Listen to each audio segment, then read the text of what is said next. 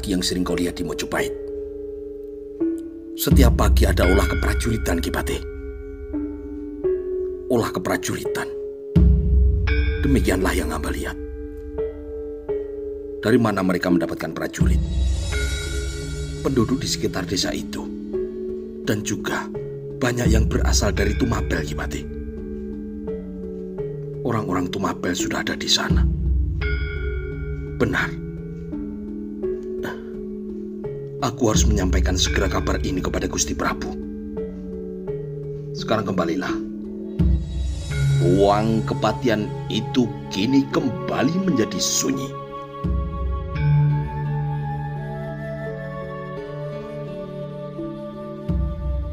Panggil kemari telik sandimu. Bukan main terkejutnya Jaya Katuang ketika mendapat laporan dari patihnya itu pada keesokan harinya. Sentiko tahu, Gusti. Maeso Muntarang kemudian melangkah mundur dan tidak lama kemudian kembali lagi bersama dengan Lasmati. Apa benar seperti itu? Tanya Jaya Katuang. Demikianlah adanya, Gusti. Apalagi yang kau lihat di sana?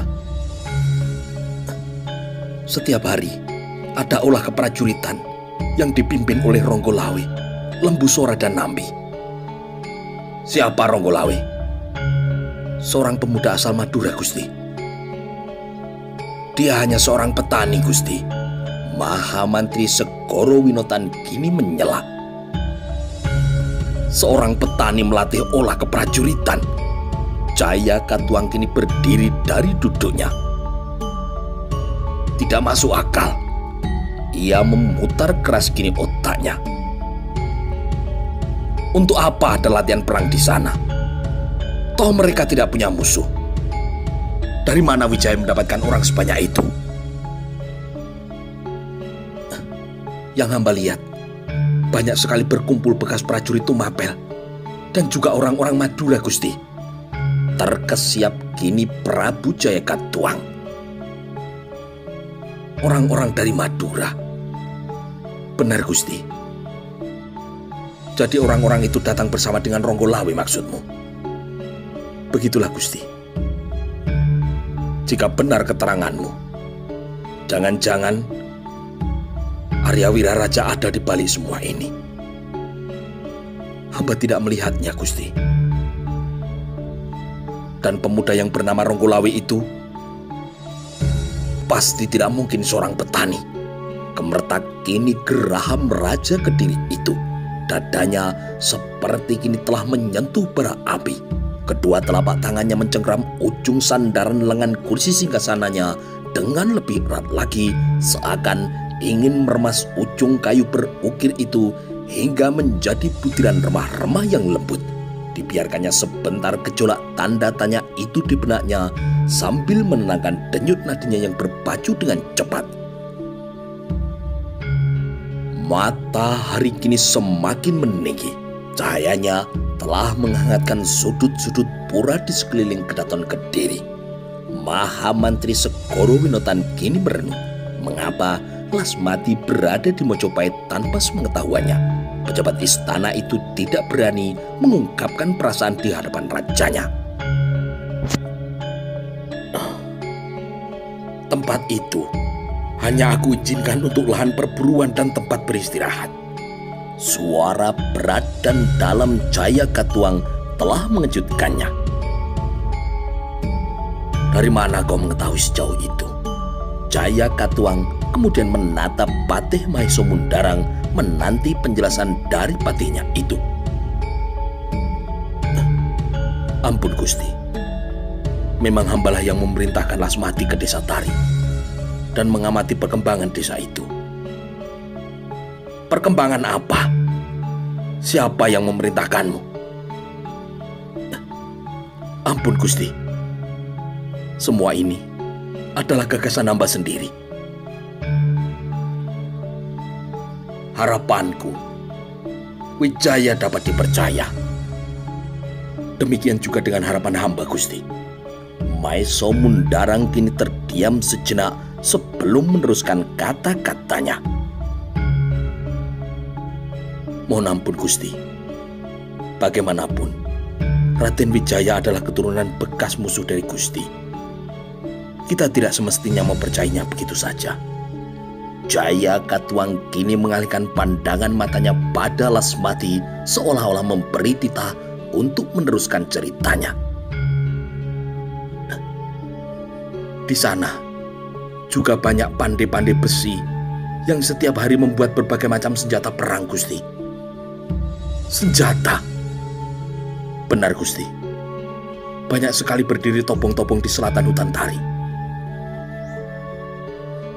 Barangkali mereka memang memerlukannya sebagai tempat pembuatan genteng dan bata-bata, Lasmati. Di dalam tumpukan genteng dan batu bata itu ada banyak terselip tombak, anak panah dan pedang, Gusti. Bantalan kursi bludru yang berisi bulu angsa itu kini mulai terasa panas di bawah pantat Jaya Katuang. Jika semua itu benar, berarti Wijaya telah mengingkari janji dan sedang merencanakan sesuatu. Sinar kegelapan telah memenuhi otaknya. Prabu Jaya Katuang kini melempar pandangan matanya pada luar jendela sekali lagi. Cahaya mentari yang hangat beberapa saat tadi kini telah terasa panas. Amarahnya kini terlihat meninggi. Aku tidak ingin memelihara pengkhianat, dan aku tidak ingin didahului. Unus keris kalian, perintahkan seluruh prajurit untuk mengibarkan panji-panji Kediri di Mojopahit. Jaya Katuang kini berlalu meninggalkan ruang pertemuan itu. Tidak perlu bersabda lebih panjang lagi. 3 kalimat terakhirnya sudah cukup jelas bagi panglima perangnya. Sementara itu, jauh di timur laut Kediri sedang dimulai persekutuan Mojopahit dengan pasukan Mahadikdaya dari utara. Jarak dari Kediri ke Mojopahit cukup jauh, 2 hari berjalan kaki. Tidak mungkin Kediri mengetahui perkembangan di Mojopahit dengan cepat apabila memang tidak melalui telik sandinya. Trah Singosari yang tersingkirkan dengan pasukan penakluk dunia kini lebur menjadi satu kekuatan yang besar. Ike Mese bersama dengan pasukannya memilih daerah yang tidak jauh dari muara Sungai Kalimas di utara ladang Bobotsari sebagai benteng pertahanannya sambil menunggu 3 perwiranya kembali dari Mojopahit. Suara petikan Moringhur kini mengalun dengan lembut, mengusap debu di dedaunan meranti di atas perkemahan Ike Mese.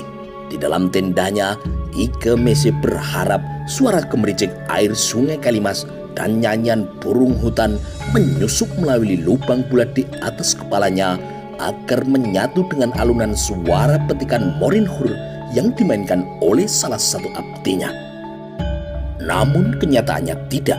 Suara alam yang jarang terdengar di negerinya itu lebih banyak tertutup gemerisik angin yang menyelinap di antara ranting-ranting pohon madoni di sekitar perkemahannya. Suara gemerisik tidak pernah berhenti, bahkan selalu saja menggetarkan daun-daunnya yang lebat menggapai ke 4 penjuru mata angin. Di atas tanah surgawi yang subur itu, lebih dari 500 tenda Mongolia berdiri membentuk bulan sabit.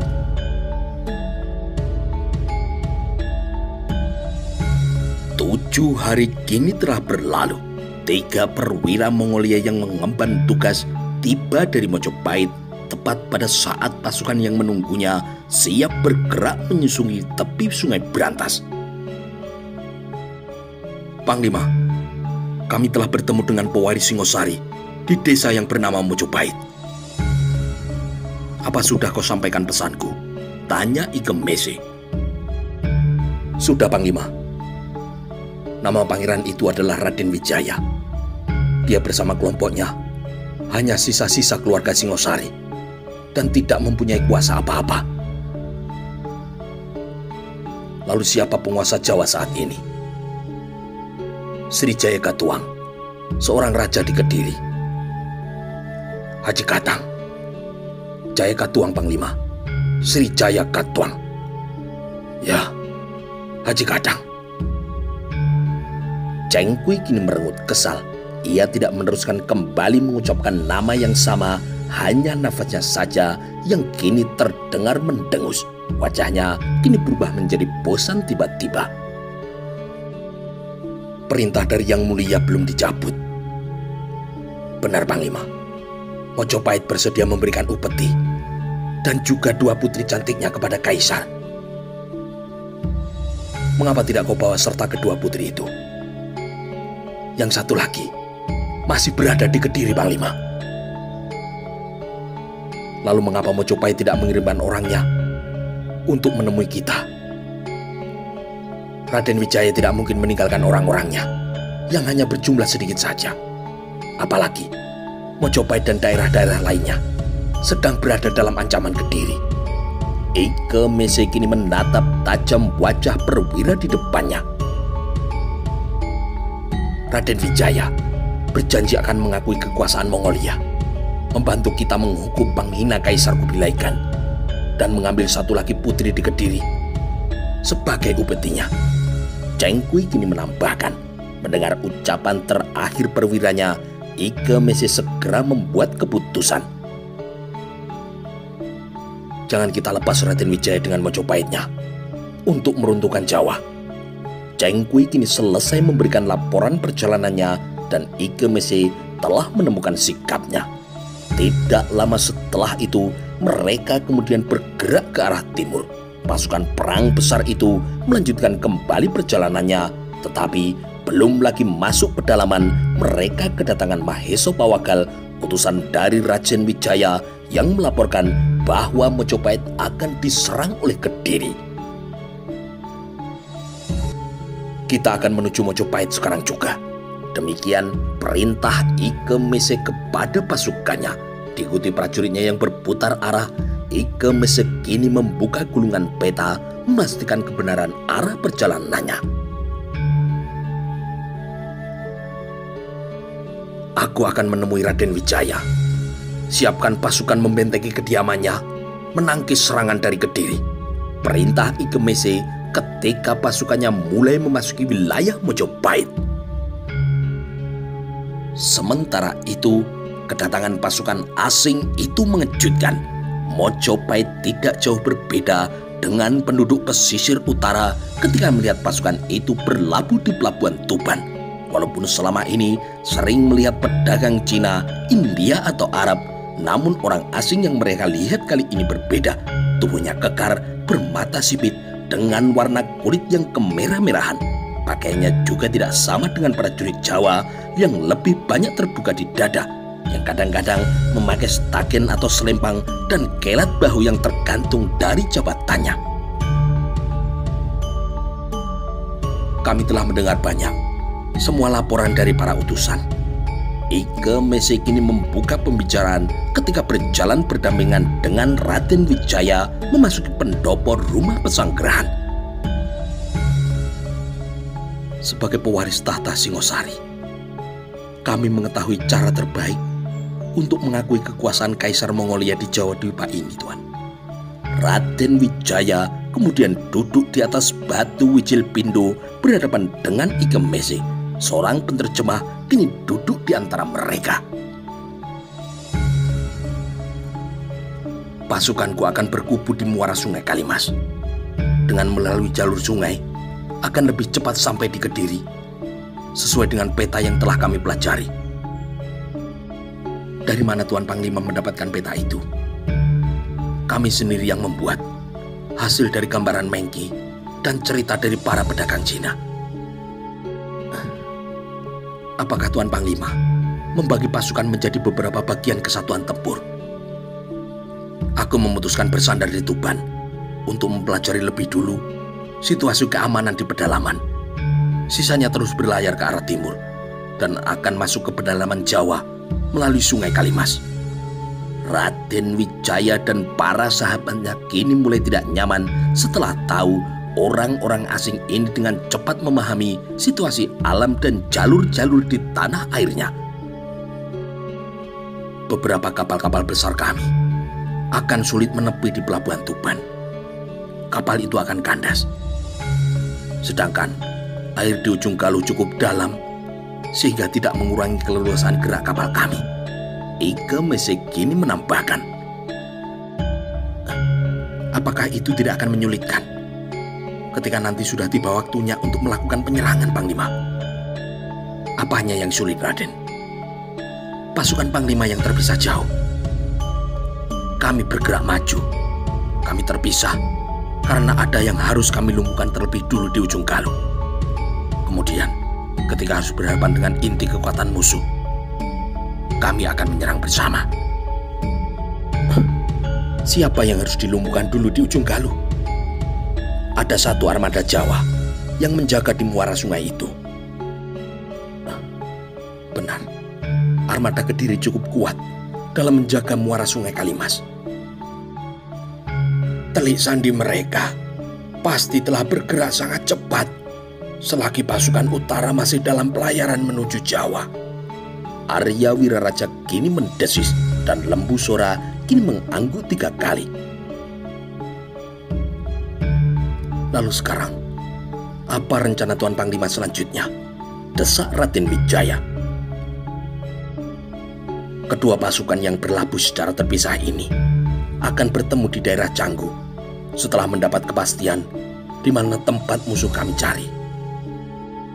Untuk mencapai Kediri dapat ditempuh dengan 2 jalur, darat dan sungai, Panglima. Aku dengar letaknya ada di sebelah barat, agak ke selatan sedikit, Panglima. Berapa lama waktu tempuh yang kira-kira kita perlukan? Kira-kira 2 hari perjalanan jalan kaki. Bagaimana jalur yang terbaik? Raden Wijaya kini terbungkam. Arya Wiraraja kemudian memberikan isyarat dengan matanya. Aku akan memberikan peta Jawa kepada Panglima. Baik, mana peta itu? Sebenarnya Ike Mese masih ingin melanjutkan pertanyaannya, namun terganggu dengan masuknya Wirota Wirogati ke dalam pendopo itu. Ada apa, Wirota?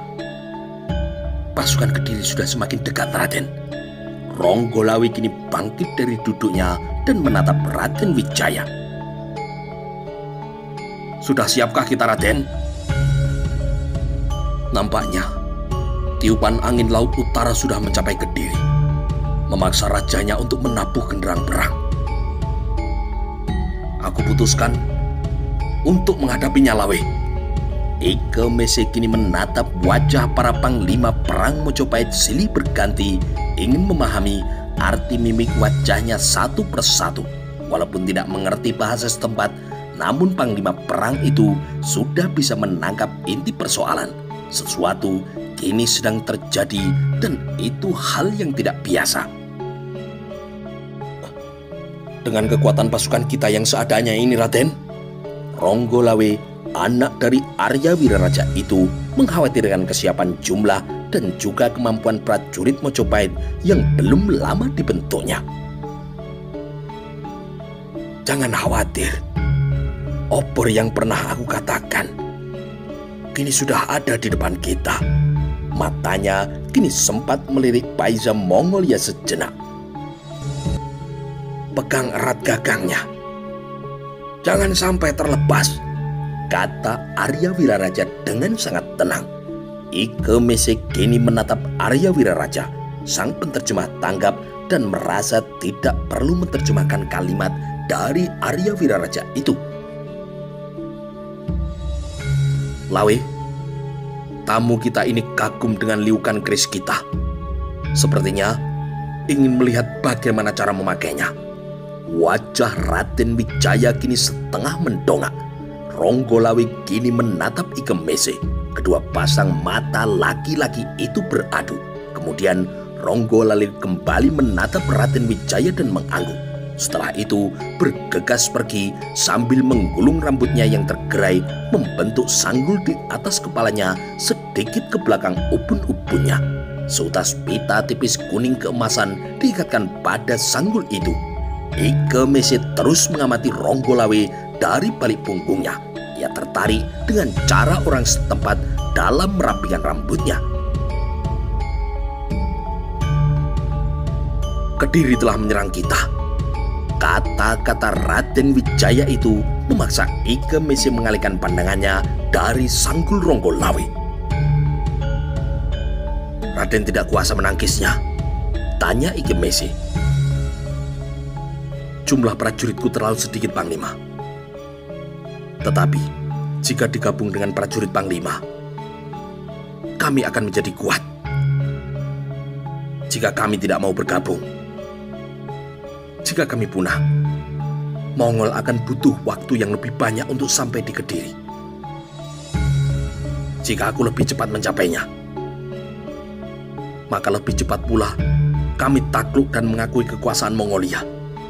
Saat ini, upeti untuk Kaisar Kubilai Khan telah kami siapkan. Kalau begitu akan kami bawa sekarang, dan juga peta Jawanya. Tidak semuanya ada di sini, Panglima, karena putri yang satunya lagi masih ditawan di Istana Kediri. Itulah sebabnya kita harus mengambilnya di sana. Sekaligus Panglima dapat menghukum penerus penguasa yang dahulu pernah menghina Mongolia. Pasukanku akan bergabung dengan pasukan Panglima, dan kami bantu sebagai penunjuk jalannya."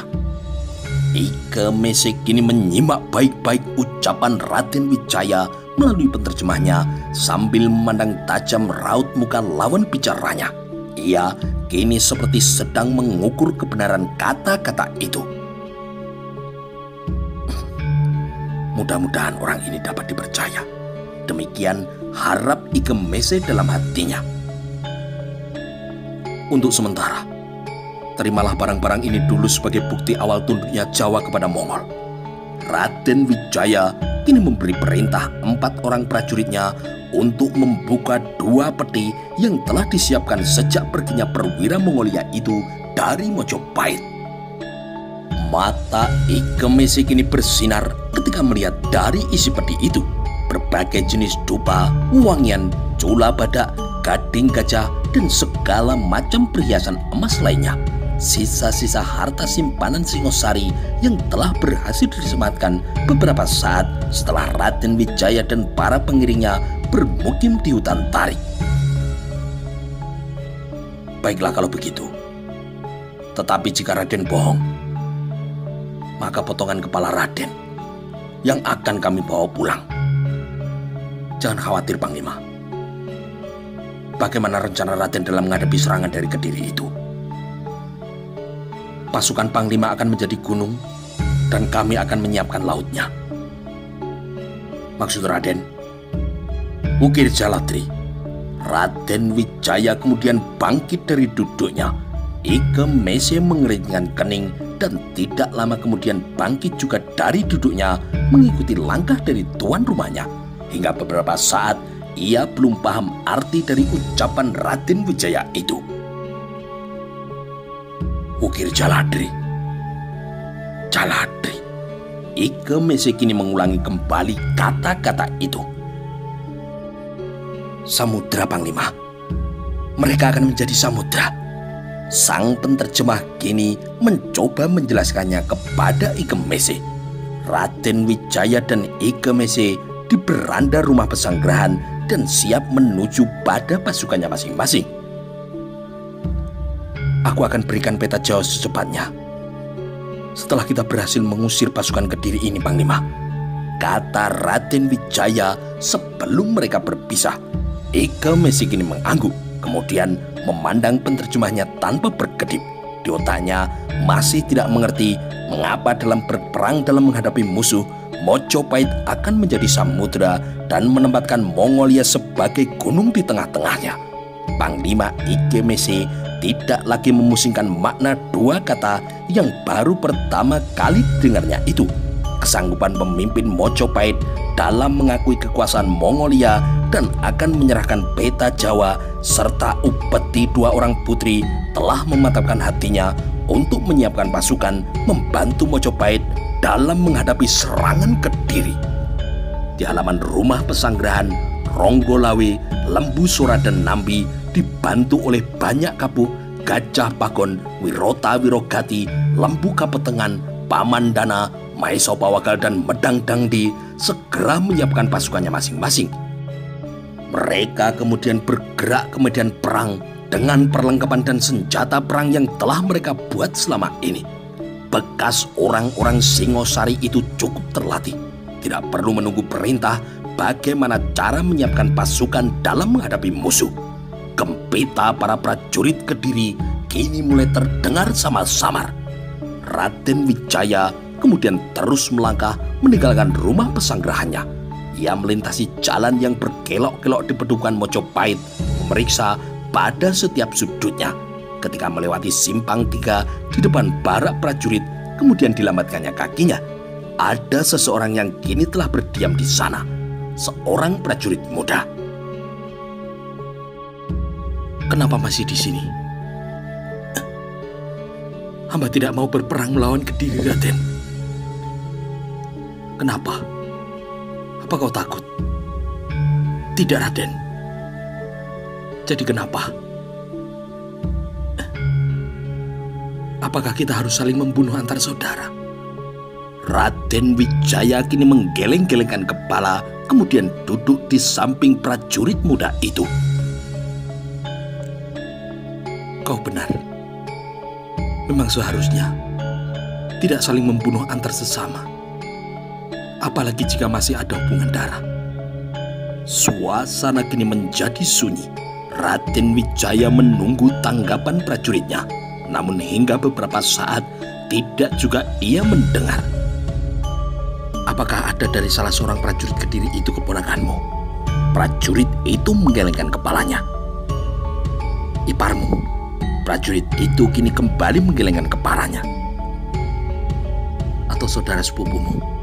Pertanyaan Raden Wijaya masih juga dijawab dengan gelengan kepala. Lalu mana yang kau anggap sebagai saudaramu? Mohon maaf, Raden. Warna kulit mereka sama dengan warna kulit hamba. Rambut mereka pun juga sama hitamnya. Mereka bersenjatakan keris. Dan hamba juga demikian. Raden Wijaya terperanjat, tidak menyangka sama sekali akan mendapatkan alasan yang sedemikian rupa dari prajuritnya.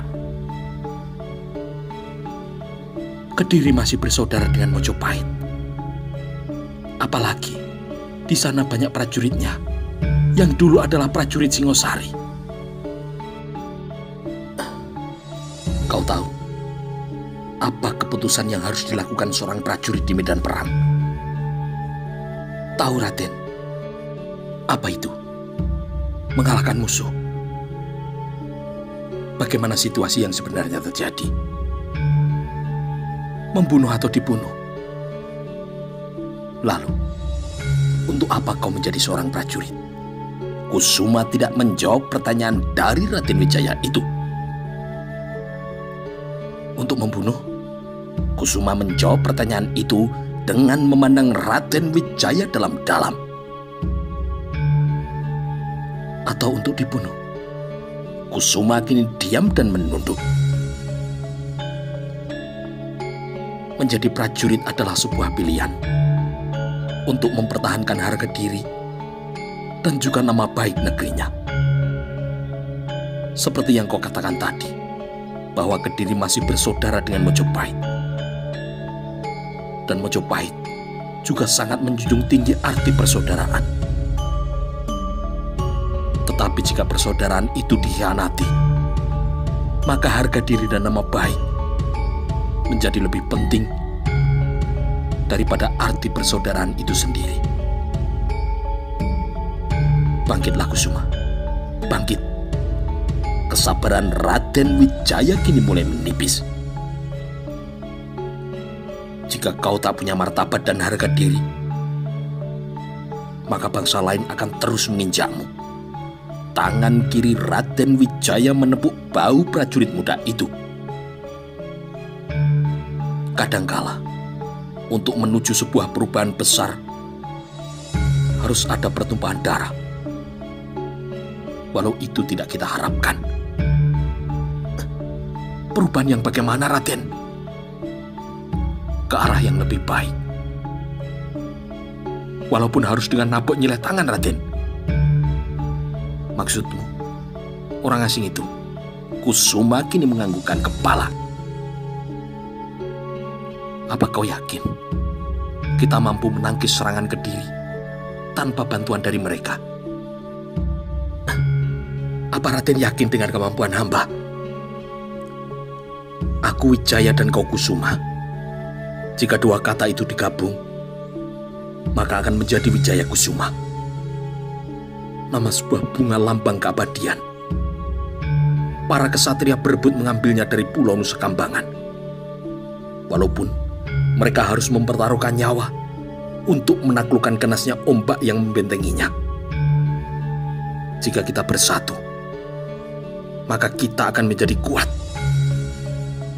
Dan jika kita kuat, maka kita akan abadi. Bangkitlah Kusuma. Bangkit. Tersentak kini tubuh Kusuma. Sementara itu, di luar benteng Mojopahit, pasukan musuh kini sudah semakin dekat. Suara gegap gempita itu semakin jelas terdengar. Raden Wijaya tidak mau berdebat lebih panjang lagi dengan prajurit muda yang satu ini. Walaupun diam-diam dalam hatinya sangat mengaguminya karena cara berpikirnya berbeda bila dibandingkan dengan prajurit lainnya. Sekarang musuh sudah ada di depan matamu. Jatuhkan saja pilihanmu. Engkau akan membunuh Kediri atau Kediri yang akan membunuhmu. Prajurit muda itu beranjak bangkit dari duduknya. Gelora semangat di dadanya kini mengalahkan 1000 petir yang meledak di angkasa. Matanya berkedip 2 kali seakan sedang mempertimbangkan sesuatu sambil mendengarkan nyanyian tekukur pada ranting pohon nangka. Bagaimana dengan orang asing itu, Raden? Tahukah kau apa tujuan mereka datang kemari? Tangan Raden Wijaya kini meraih sebatang tombak yang sejak tadi menyandar pada dinding barak. Tidak, Raden. Pada saatnya nanti kau akan tahu. Raden Wijaya kini melemparkan tombak ke arah Kusuma yang dengan segera menangkapnya. Berlindunglah kepada Buddha, Dharma dan Sangha. Maka tidak akan ada lagi ketakutan dan juga kecemasan di hatimu, Kusuma. Kusuma kini berlari ke menuju medan perang bergabung dengan para teman-temannya. Raden Wijaya pun juga segera berlalu meninggalkan barak prajurit itu. Beberapa kali Raden Wijaya berpapasan dengan prajurit Majapahit yang baru saja keluar dari gudang senjata.